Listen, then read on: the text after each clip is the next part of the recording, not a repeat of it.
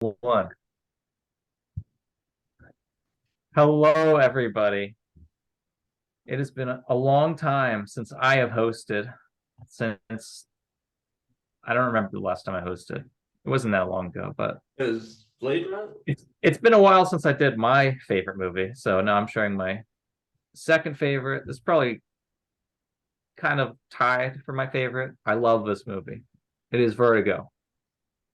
Oh, Some might call it Yay. I'm what I'm a the still what a greatest film of all time. Indeed, it was ranked at like 10 years ago, but it is by one of my whom? personal favorites. Huh? By whom? Well, the they AFI. pull all the best It was critics and definitely not the AFI, Declan. I don't know. It's like like Sight and Sight and Sound. I think. That would make it's where they sense. actually but a lot of people have a lot of respect for this art, for this film, obviously for this art. A lot of people have done analysis for this film. It's one of the most critically acclaimed, one of the most analyzed. So without further ado, I'd like to get into it. Before I start, I'm going to start with you guys sharing your thoughts. Before I start this, I shared with George the other night. One of the things that I really realized on this watch was the score. Hmm. It sort of folds into itself and it never resolves. So the entire film, it never resolves. It goes in between sort of two bass tones and then there's some other motifs in there. But the main idea is that it resolves once. There's only one time that actually resolves. Instead, it's just winding and going further and further into different steps, Hmm. um, somehow collapsing back on itself every time.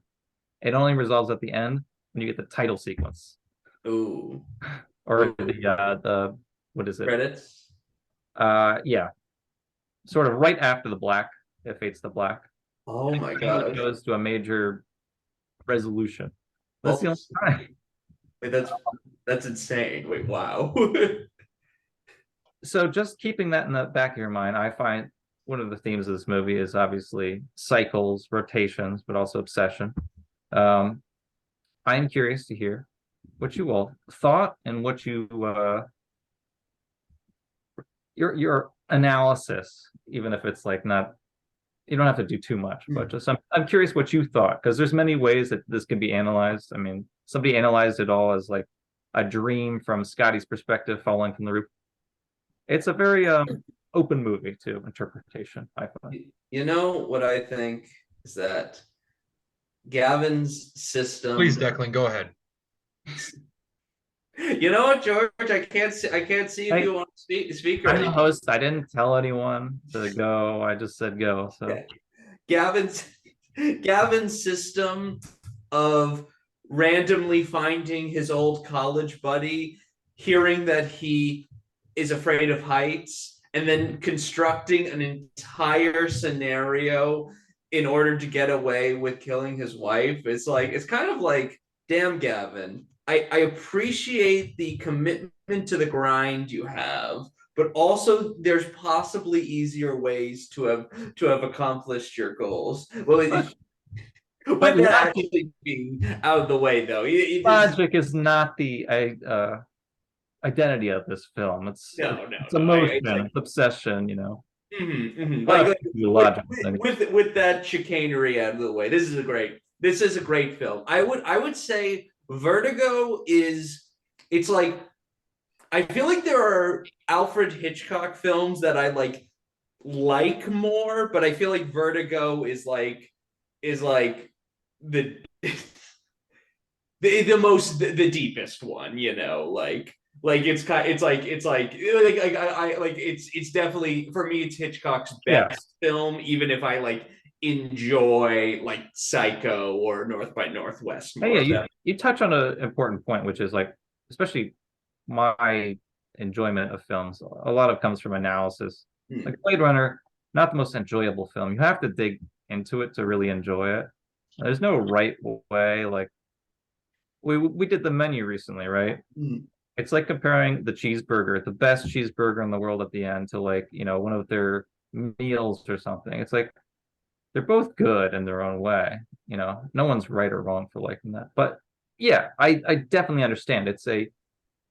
slower, more psychological thrill, whereas Hitchcock is known as the master of thrills, but more for his approach in actual thrillers, mysteries. There is a mystery here, but the more poignant one, the more deeper one is definitely the ones going on in everyone's head, their point of view and everything. Yeah, I know George would disagree with this, but I actually think Alfred Hitchcock's a pretty good director. I gotta say, rewatching it, like it's like, Yeah, good old Alfred. Mhm. Sir Alfred. He has some talent. He has some talent. He's got All a right, now here's future. the part where I jump in and give my thoughts. And George, I would like to first and foremost apologize to our beloved viewers. Viewer George. Come on. He's no longer alive. He is in the darkness. Just because my webcam was quitting a lot last week, I decided to go mostly off camera for this episode.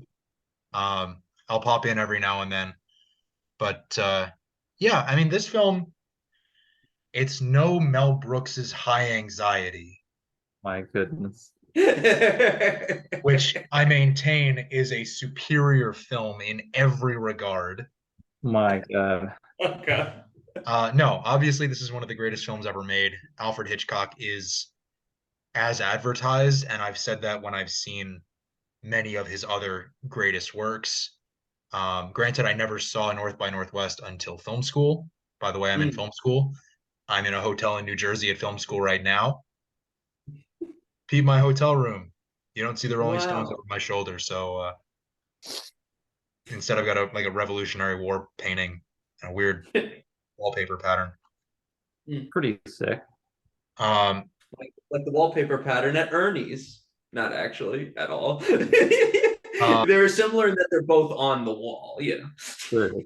Yeah, I mean this movie is not even worth being called a movie. This is a film. And This is a the distinction between the two is unclear to me at this point, but you feel like the definition of what's a film and what's a movie. Yeah, the way that Hitchcock creates that level of suspense throughout the film. Granted, I expected to see the Vertigo effect more than 3 times in the movie. It's only used 3 times, and it's called the Vertigo effect. It was the first time they ever used it, but it's used about 5 times. It's used about 3 times. I fucking counted. Well, I could count for you, which is all right. on the roof. All right. Vertigo. It was used in 3 scenes. Actually, more than that. It was used in 3 scenes, asshole. Okay. It's not easy to film back then.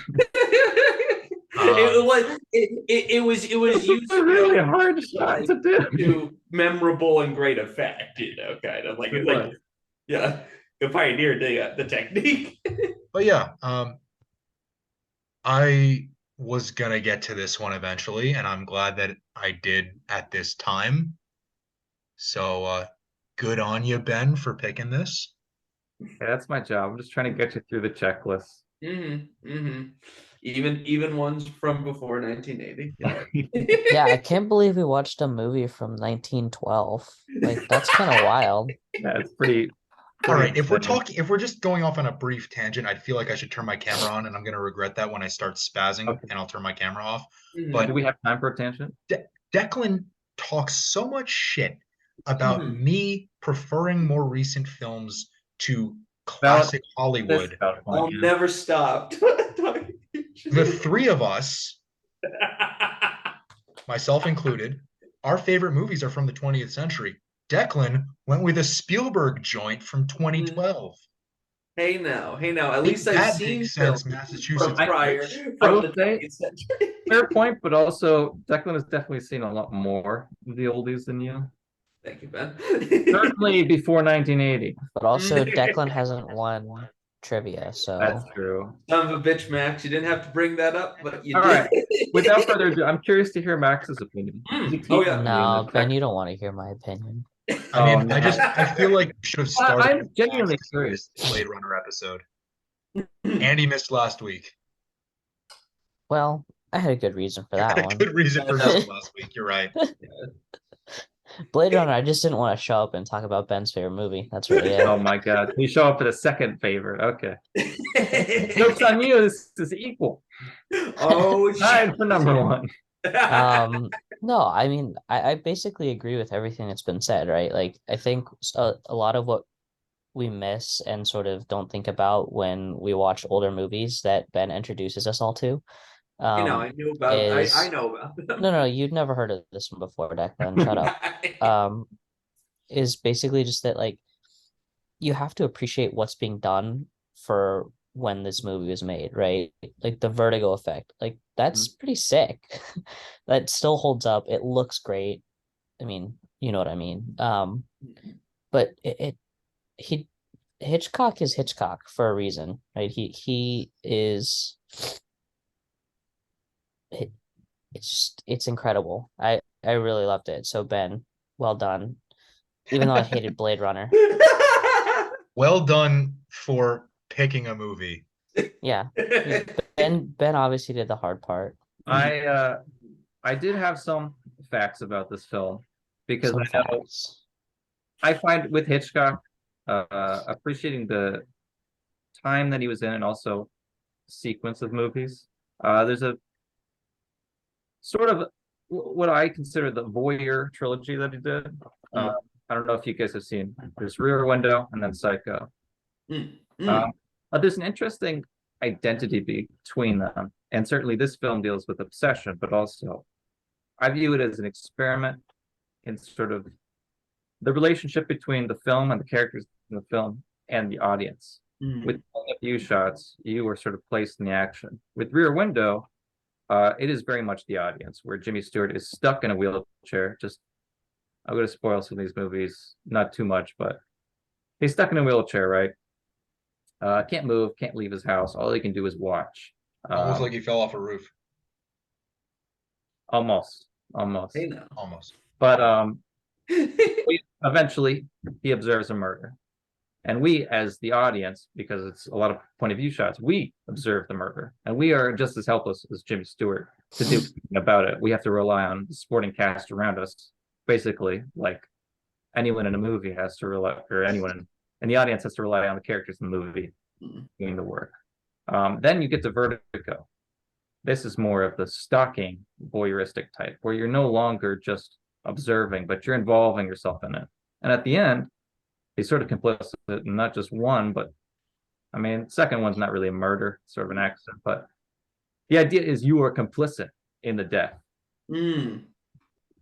Again, lots of point of view shots. And then finally, the culmination is Psycho, where you get lots of point of view shots. It's the prototype for Halloween, lots of giallo films. But you are the murderer. You've become the murderer. And it's an interesting psychological sort of idea behind what the characters are to the audience, what they are on film. And certainly Vertigo is the one I think deals with it the most. Well, it is about obsession. The characters have their own identities. One of the things that I like to view from this film is similar to what we talked about before, Hugo and Babylon. I view this as a film about film, which is, it's sort of. It's not. Huh? It's not. But I'll let you continue your thought. Let me explain it to you, and we'll see if you have a better argument. So, a lot of point of view shots, but the main thing is it's sort of confessionary towards Alfred Hitchcock. I think he wants Madeline to look a certain way. There's many stories about the type of women that Hitchcock wanted. And it's not blonde is a known like figure in cinema, you know. But certainly for him, every single one of his leading ladies looked a certain way. And the other thing is, it's not just that, but the temperament. Madeline, Judy, played by Kim Novak, sorry. she has a she's got a very docile sort of personality, even though she sort of doesn't want to do these things. She willingly goes along with Gavin's plan and then willingly goes along with Scotty's because she enjoys being obsessed. That's her obsession. But also, I kind of view Scotty and Gavin as sort of directors in a way. And certainly, when you get to the end, he talks about did he rehearse with you? Did he tell you what to say? Did he tell you what to wear? The director's instructions. But also the way that he's forceful and pushing her in certain ways. Mhm. I don't know. I don't necessarily think it's intentional by Hitchcock. Maybe it is, but I honestly view this film as the best window into his own psyche. Even clearly throughout this film, he is obsessed with psychology. He loved Freud, he loved Jung. And that's the other thing. Declan, you pointed out that there's a lot of red in this film. Yeah, that was sort of like the thing that stood out to me. It's like like much more than I even remember. Of course, there's Ernie's, which is like Yeah, the most red ever. But then it's like, oh, his door is red. His tie is not always, but oftentimes red. I just realized it along with a green was much more prominent than I had even realized. Did you notice any other colors? I mean, there's another very Yeah, the green was like I was thinking about like the green was another big one. I feel like off the top of my head I can't think of any. I mean, I guess there was the gray for soup, but that doesn't count. But yeah, like off the top of my head I can't think of any other ones. But what other colors were you thinking of? well, no, you got the two main ones. And these Yeah. colors really pop because this is a Technicolor film, far superior to our normal color technology these days. It actually feels more artistic. I mean, not that I have anything against regular color films, but I do wish they would make more Technicolor films. There's no reels left; they're all gone. It's Not if Christopher Nolan has anything to say about it, except the I technical mean, part. it's a lot more work to use them, but you can do really cool things. You see hues of green. That's from the soaking process. But also the colors pop a lot more. And like you said, red is everywhere. My view of that is sort of the obsession. But the thing, some sort of like less kind of thing. but the central color is actually green. Most of what Madeline is colored in green. She's got the green dress in Ernie's the first time you see it. It's covered in red. But the thing that his eye is drawn to is the green. You'll see that again when he sees Madeline again and he's walking down the street. The camera goes towards Jimmy Stewart's face and only goes to the point of view shot to look at Madeline when she's passing by a green building and then her green building. And then you walk up and she looks out in a green dress and there's the red sign right next to it. But I'll give you one more just because I want to finish my thought on it being a film about film. My favorite lines from this film is, and I had to write it down, when she's talking about her second favorite movie of all time, had to write down his favorite lines. oh my God. Well, I wanted to make sure it was right. Couldn't even remember the lead actress's name. Oh my God. What I got a lot fan. of things I'm trying to get through. Yeah. Ben, it's at this point we tell you that we're talking about Lincoln tonight. No. Hell yeah. All worked up. We're never talking All about right, Lincoln. but so We're never talking about that when movie. Madeline sort of freaks out when they go on their first car ride, she sort of describes her vision, her dreams. Says it's as though I'm walking down a long corridor and it was mirrored and fragments of the mirror still hang there. And when I come to the end of the corridor, it's only darkness. It's also the theme of light and darkness. Characters only exist when there's light, just like characters in the film. And in fact, she understands that her life only exists while there's light. When the darkness comes to take her, black. And in fact, that's what happens. She dies, screen cuts to black, movie is over.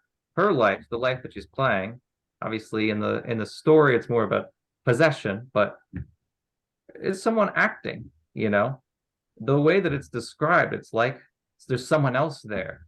and then she comes back. Mm. But I view this very much as a clever exercise in the roles of film, um, and the roles of obsession in the characters that the audience can have, obsessing over their fates, obsessing over their, conclusions. You see that all the time.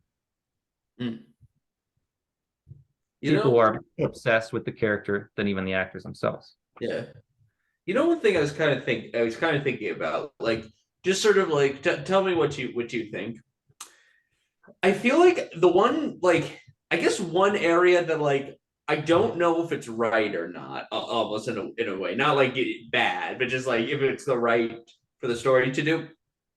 I feel like the first part of the movie, like we'll say the first third, kind of, it spends a lot of, it's almost in a way like kind of similar to Psycho to an extent, oddly enough, where it's like it almost feels like it wants us to buy in briefly that this actually is some sort of paranormal investigative movie or something like that. Like I don't like know if it wants to bait us into In a that. way, It does want to, as Hitchcock is wont to do, give us misdirection in a way that isn't like your typical murder mystery or whodunit or what have you. I think it's really, and I'll come on camera for this until I start, having my camera freak out, which is bound to happen any second. It really is just,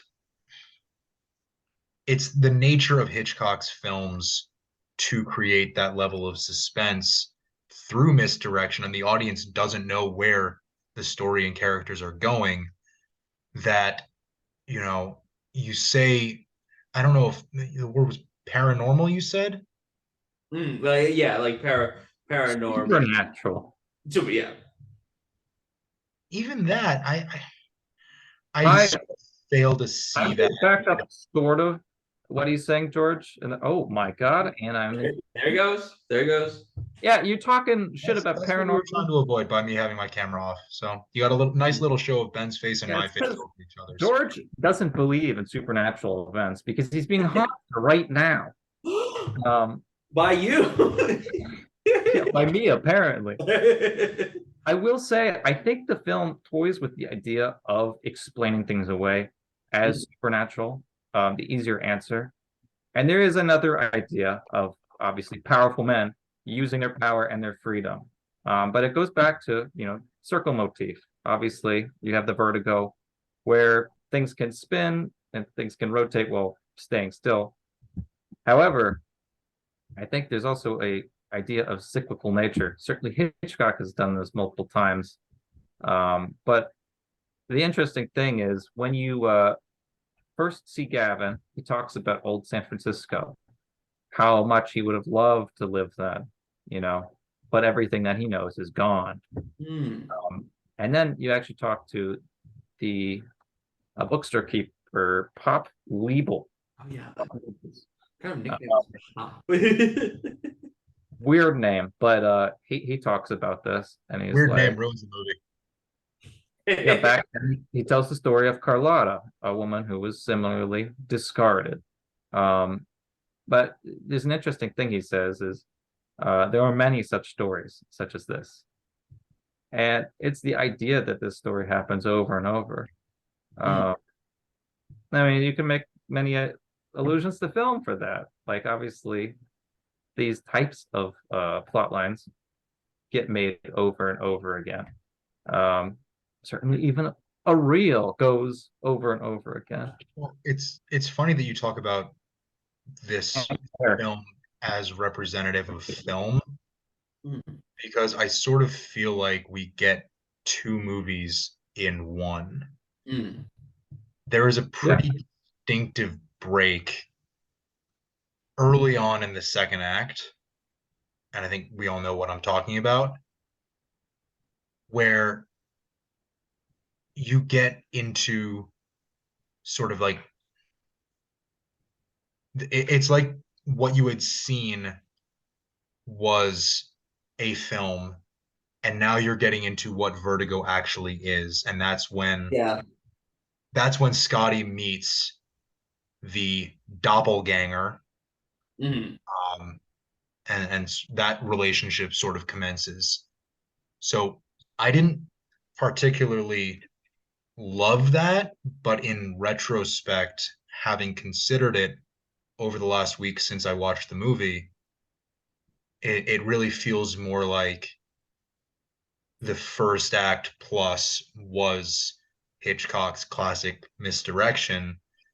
And Mm. then once we got into the second act and, you know, the actual progression of that relationship into something where, you see how crazy Scotty is being driven by this case, Mm. that, that's what we came to see, but the misdirection continues throughout. Yeah. It's Yeah, also, like that's kind of what I was getting at with like the first third wanting us to I buy in, sort of I with understand what you're saying, but I'll go back to the idea and the theme of cyclical nature. Mm.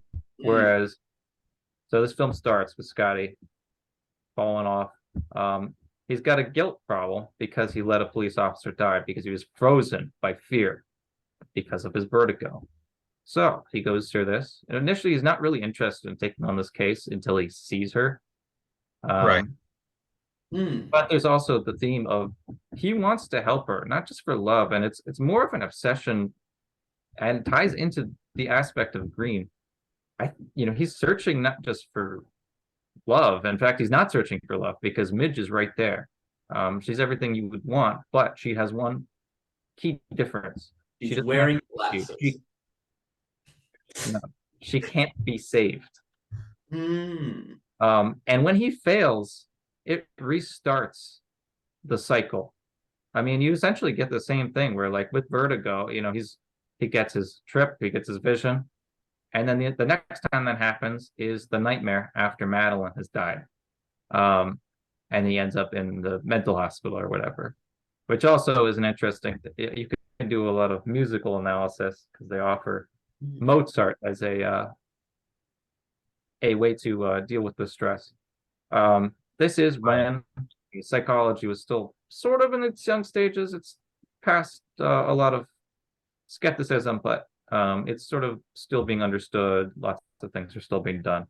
So it's interesting to see it in the film. Mm. Um, but certainly it goes again, and she finds Judy. And it's very interesting when he finds out that Judy is actually Madeline. He's not upset in the beginning. He's stunned, but then he brings her in the car. And the only time in the film that he does this, and honestly, phenomenal acting job from Jimmy Stewart, who sometimes could be a little corny, but this and Rear Window, he is phenomenal. What, you're Uh, saying the guy that talks like this is corny? like Paul Lynde. Mm. Um, but the main thing is, he's driving her out to the church. He puts a little smile on. Oh. He is more satisfied with absolving himself of the guilt. That's why he forces her up there. He's not in love with this woman. Oh. This woman is more of a key to his salvation, his life. And in fact, she is green. You go to the forest, where there's another great quote. Jimmy Stewart is looking at the redwoods, and he says, "Their true name is Sequoias sempervirens, always green, ever living." And Madeline says, "I don't like it, knowing that I have to die." The lessened green. There are moments where there's green, but there's rust coming. Certainly, one of them is in the church, where or the graveyard, where she goes to visit Carlotta's grave. Uh, the centerpiece is green, but it's gold rust. It's sort of the rusting of life, the incoming death. And for Scotty, the film sort of begins with him questioning Midge. She says, "Oh yeah, you've got vertigo for life." I asked my doctor. There's no kicking it. So this is his way to get back his life the way that he wants, to be absolved of guilt, to be healed, essentially. Mm. And that's why you think he drags Well, I Madeline. mean, there's a lot of things going on there. Personally, I view like the forceful nature as sort of a. I mean, it's ironic. I think it's a repudiation of traditional Hollywood trends. Mm, Plenty that Hitchcock would do, which is the woman is sort of used and pushed around by the man. But in this one, you sort of get a different yeah. idea that he sort of tells you how much this woman is being used. But in this film, everyone's being used. I'll say there's like a weird alternate universe where like the film ends when after Madeline returns and she puts her hair back in the thing and they like do like the 360 kiss, like that it just ends there or something like that. And Yeah. Well, like if Hitchcock's the known fact for that it then anything, goes. it's his endings. Say that again. If Hitchcock's known for anything, it's his endings. And this is personally probably my favorite North ending. by Hitchcock, Northwest and sucks. That is 100%. Hitchcock loved the abrupt ending for a lot of things. I The fucking hate climax is them. great, I won't lie. and the ending It's a weird one, terrible. but Vertigo has a perfect ending. I want to be clear. Vertigo is a Vertigo perfect is ending. much better. interesting thing. Yes. So North by Northwest is only 1 year after this, whereas Vertigo is sort of Hollywood turned upside down, taking all of the trends, the love story, the happy ending, and saying screw that, Mhm. it's all fake. North by Northwest openly, embraces it and basically uses that all the tropes in the wheelhouse, Mhm. and you get that sort of corny fake end. I kind of think it's like a inside joke. I don't know, or just a joke from Alfred Hitchcock. It's an inside Mhm. joke, sort of like liking exposition. Oh my god.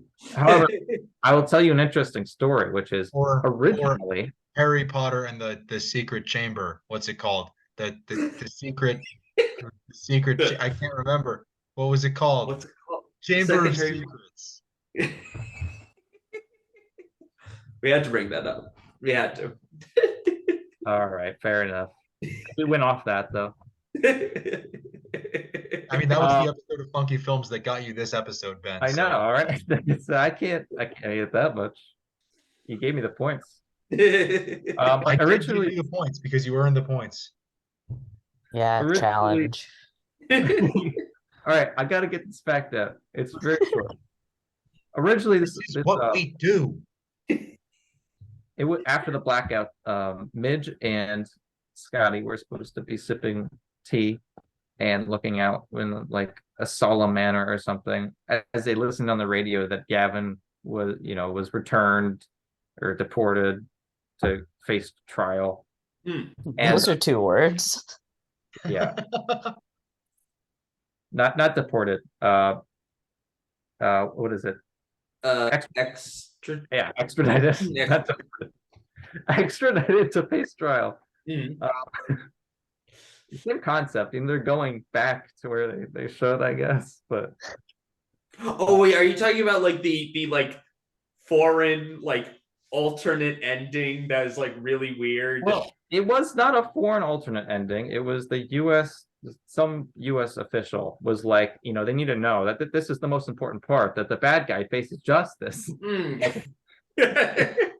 That's such a That guy got his wish, and thank God Alfred Hitchcock, told him to go fuck himself like multiple times. That would have ruined the film, at least the ending.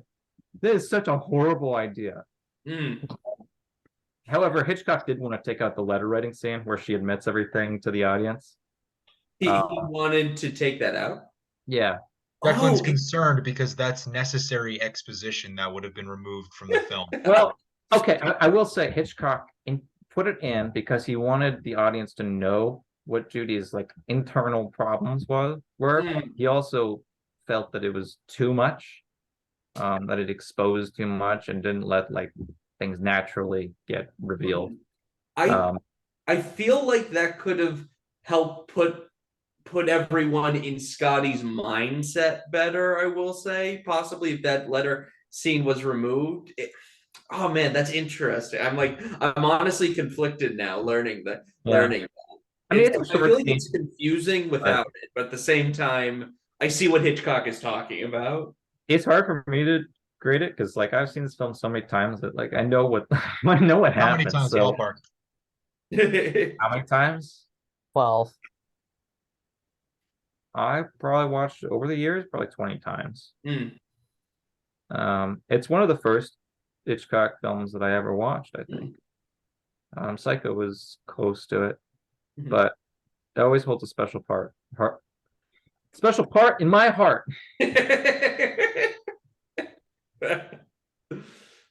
Yeah. Never mind. I have the most obscure joke ever. I want to make right now, where like it was a blooper from Spider-Man 3, but it's too obscure. So I won't do it. Spider-Man 3. Honestly, huh? Oh my God. Now dig on Hey, this. if you want, maybe that's in his Vertigo dream. Mm, I personally, this is one of my favorite movies to rewatch because I like to analyze it because I find you can analyze it in a million different ways, and they're all arguably correct.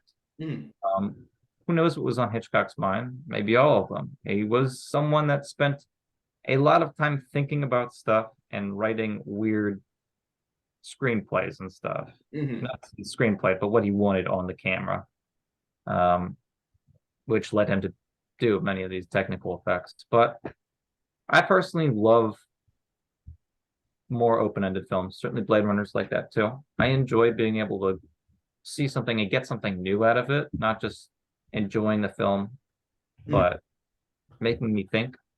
I won't lie. It was surprising to me when I was looking. I was just looking up like analyses of the film, and like somewhat I'm almost annoyed with myself that I didn't like pick up on this organically, but someone was just pointing out like various the reappearance of cycles like literally within the film, like also like how like many shots literally mirror one another Yeah. like in the second half of the film, and that was a real like whoa sort of thing, and it's like I didn't even like I I can't. I'm annoyed that I didn't organically notice that this time, but I was too focused on color. But yeah, that was like a real like again.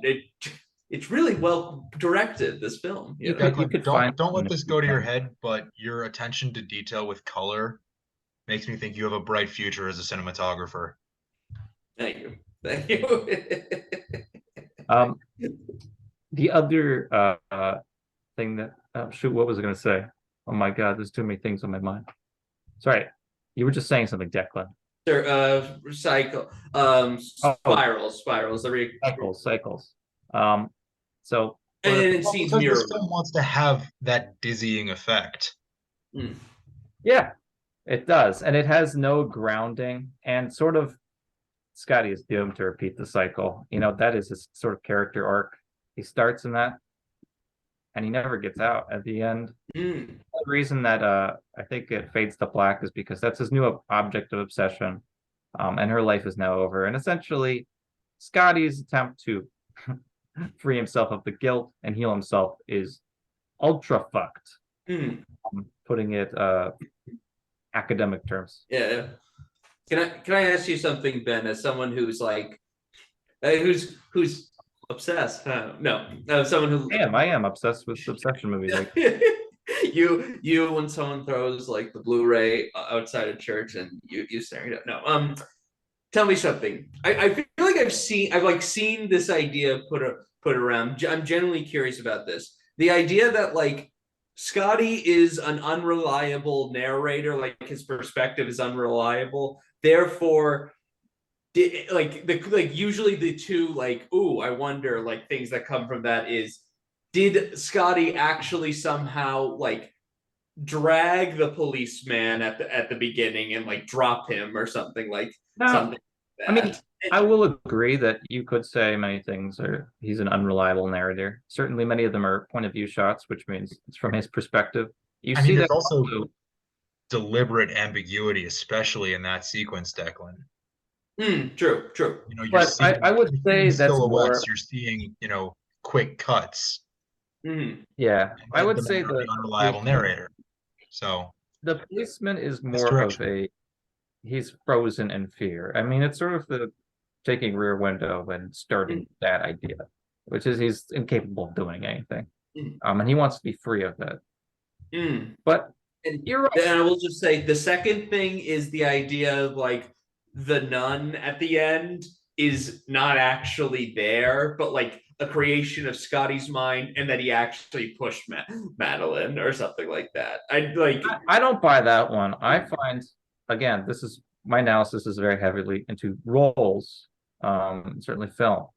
But I find that Madeline, Judy, wanted to play Madeline so bad, she recreated her own trauma.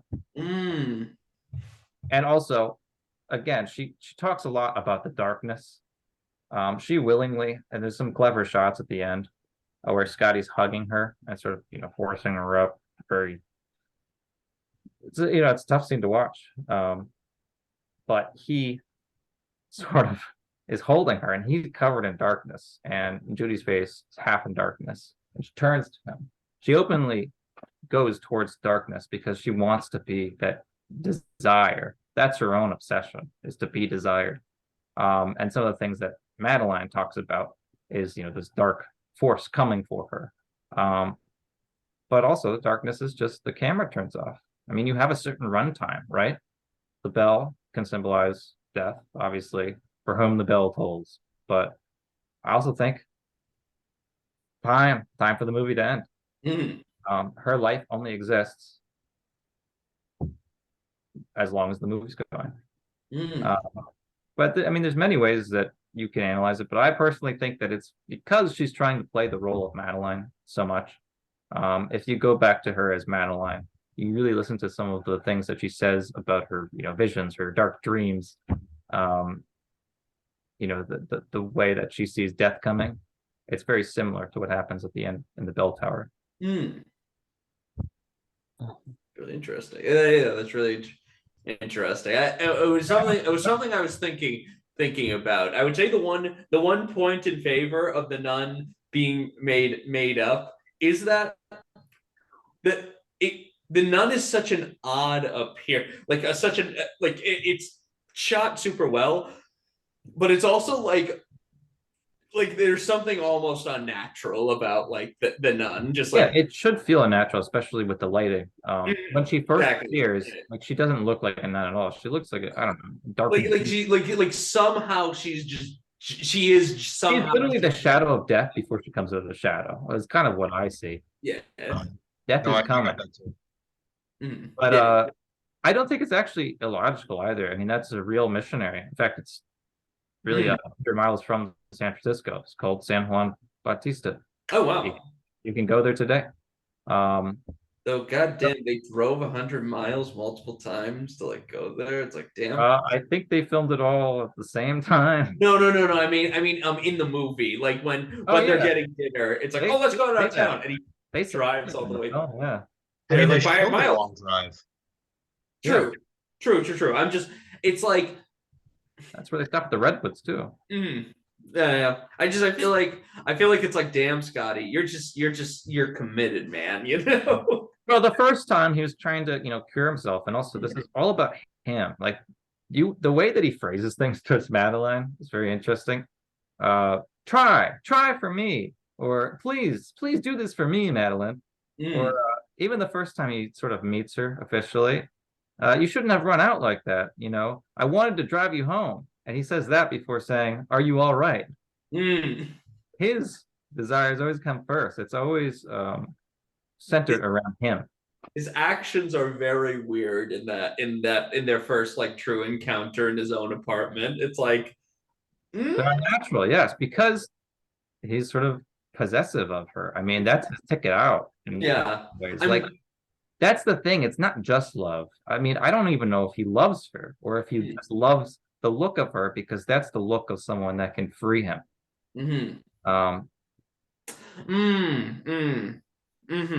Oh, someone save. Yeah. So, sorry, no, just like it's like, oh, that's a real good point you made. There's many things you can continue to draw from it. Like every time I watch it, I find something new, which I find is incredible for watching so many times and still finding new ideas. gets my brain flowing. But it was funny how, like, I forgot how hard the judge goes on Scotty in the and that's trial. an interesting thing. I mean, I view it as very much his own internal conscience. He even says all these things. That's not a matter for you to decide, the court. That's a matter for himself, his own conscience. Like I almost He's a I want to narrator. make fun of it, but then Gavin literally says that judge should have never done that. So I was like, oh, it was very intentional, you know. It's like, damn. And Gavin's the liar here. Gavin's the only one who's the liar. The judge is telling the truth. Oh And in shit. fact, if he did believe all this stuff, that Madeline was suicidal, if he didn't believe that she was supernaturally haunted, he should have done something more.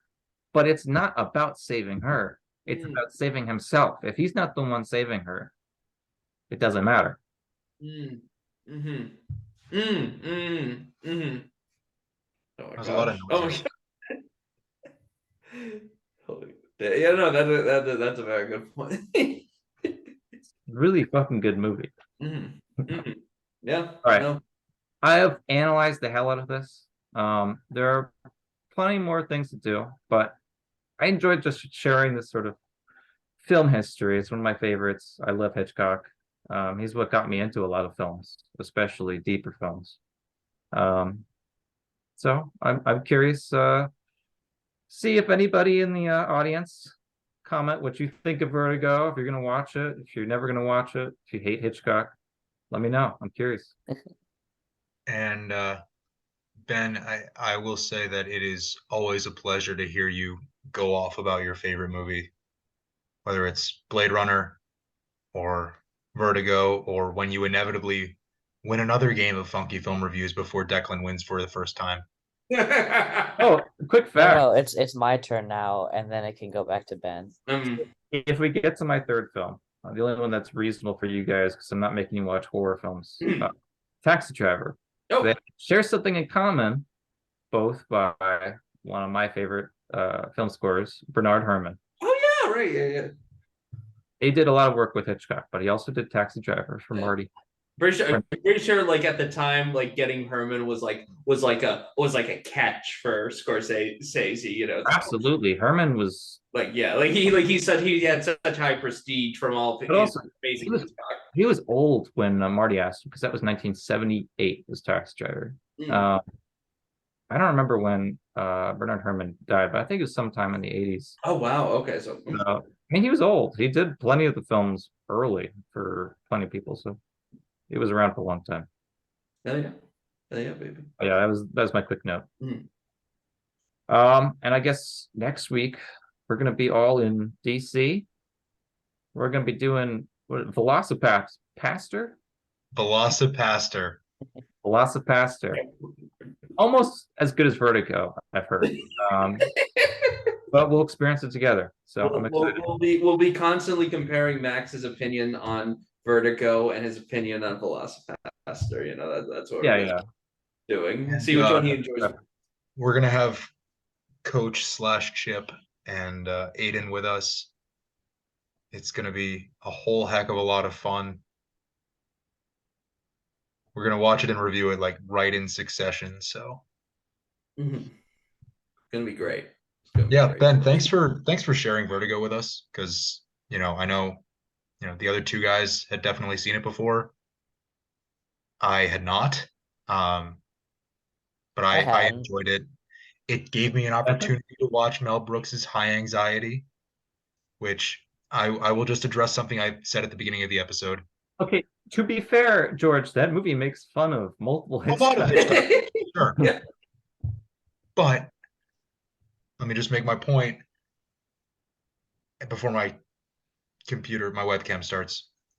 I'm going to be honest, I enjoyed High Anxiety more, but Vertigo is the better film, not close. And I can't argue that you guys should enjoy it more than anything else. Like I said before, you can like a cheeseburger, you could go to a fancy tasting menu. It's your choice. That's taste, Well, why don't you go to a fancy tasting menu on a remote island with like 15 people and then get a cheeseburger at the end of the night after 3 people have died? That would be an experience. Sounds like a cool movie idea. I'm not actually Write that sure down. Write that down. that's Brad Pitt in Take us home. Babylon.